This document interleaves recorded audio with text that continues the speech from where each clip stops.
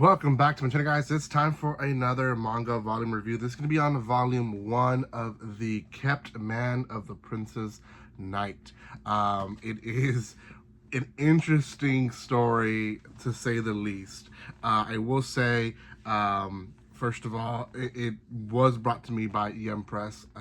EM Press, again, great company, released a lot of stuff here for us, and they've asked for an honest and really unfiltered opinion review for you guys, so I am doing that for sure. So if you guys are looking further for more videos for Gem Press, you can find them here. I do have a lot of light novels, a lot of mangas, manhwas, webtoons. They release a lot of stuff, even special collector books that they also release here through Yen Press, but also through Yenon, through Easy Press, through other companies that are under them. So go to yenpress.com, you'll see more from them. Okay, before anything, also subscribe to my channel, give some love by commenting, liking, and sharing. You guys can follow me on social media by checking the description below. Guys, do watch the videos. I have a lot of videos that are picking up more traction. Some of them are older videos, but I would want some of these newer videos to also pick up traction, so I hope you're watching these videos as well. Okay, the Kept Man of the Prince's Night. First of all, there is that warning sticker there, parental advisory. I don't remember there being, oh, well, no, there, I just opened it to one page, but there isn't that much nudity.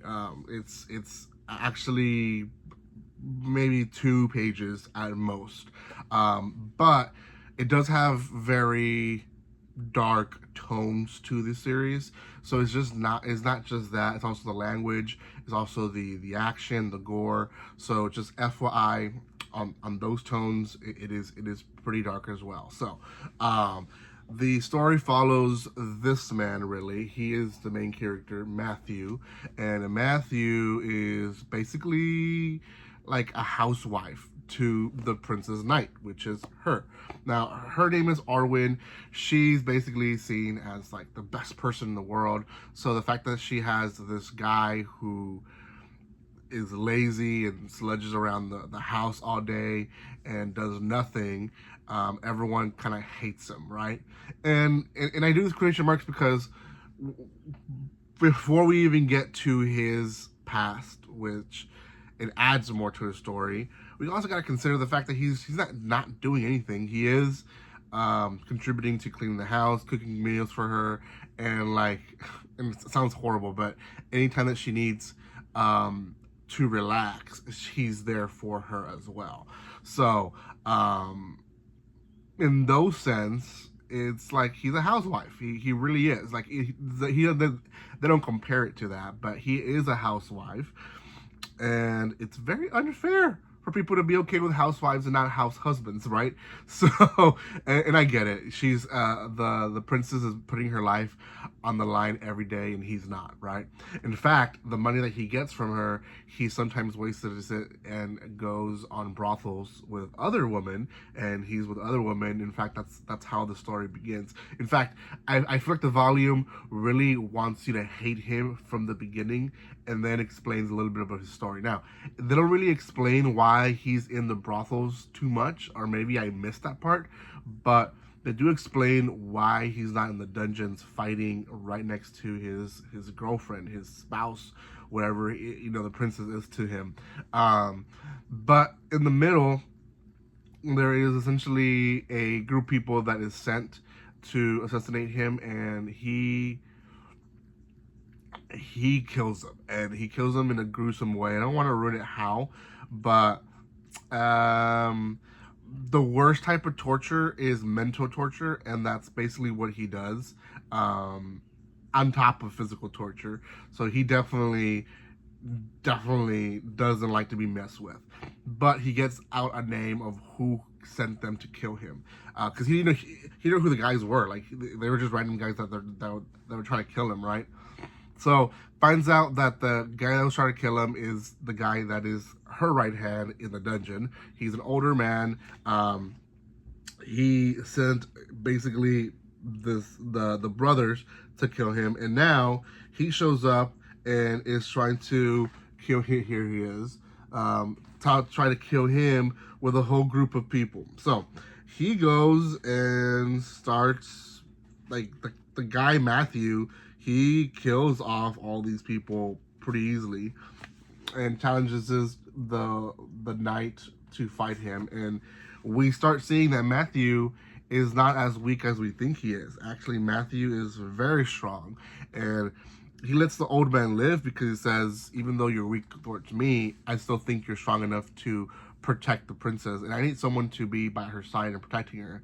And he asks, like, why aren't you by her side? Like, why are you being lazy? And I think that's why the town is like that, is because a lot of them know how strong he is and don't understand why he's not in the dungeon fighting next to her. Well, we get a little bit of background story, and essentially we learn that he was in a very strong group of people, adventurers, and they went against the sun god, and I believe the sun god killed all his party. I believe that's how the story went, and he was the only sole survivor. But the condition that was placed on him was that he can only fight under the eyes of the sun, because of the sun god. So that means that the moment he enters the dungeon, or the moment he's in the shade, or the moment it becomes nighttime, his powers go away, or his strength goes away. Which explains why in the beginning, when he's being targeted by these guys to kill him, it's at night and he runs away. He doesn't confront them and fight them, which is like, if you read Thor's the Middle, you're like, okay, if he's as strong, why didn't he kill him in the first place? That's why. Because at night, in the dungeon, I think even in the shade, he loses his strength, or a portion of his strength. So he definitely would not be of any use to the princess down there in the dungeon. So I don't know if she knows that, but she does know that deep down he has a good heart. The volume kind of ends in a weird, gruesome way. She sends him to